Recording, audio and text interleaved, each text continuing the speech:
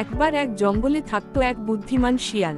সে ছিল খুব চালাক আর সবসময় নিজের কুশলতা দিয়ে অন্যদের সাহায্য করত।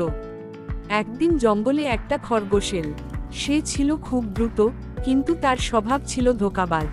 সে সবাইকে ঠকিয়ে মজা করত। খরগোশ শিয়ালের কাছে এসে বলল, শিয়াল ভাই, তুমি আমার সঙ্গে দৌড় প্রতিযোগিতা করবে? শিয়াল একটু হাসল এবং বলল, ঠিক আছে খরগোশ ভাই, আমরা দৌড় করব, তবে আমাদের সবার সামনে করব। তারা জঙ্গলের প্রাণীদের সামনে দাঁড়ালো। দৌড় শুরু হলো। খরগোশ খুব দ্রুত ছুটে গেল, কিন্তু মাঝপথে সে থেমে একটু বিশ্রাম নিল এবং ভাবল, শিয়াল তো ধীর, আমি আরাম করে ঘুমিয়ে নেব। তখন শিয়াল ধীরে ধীরে চলতে শুরু করলো, কিন্তু সে কখনো থামল না। সে মন দিল পুরো মনোযোগ দিয়ে দৌড়াতে। খরগোশ যখন জেগে উঠল, তখন দেখল শিয়াল অনেক দূর এগিয়ে গেছে। খরগোশ আবার চলতে শুরু করল।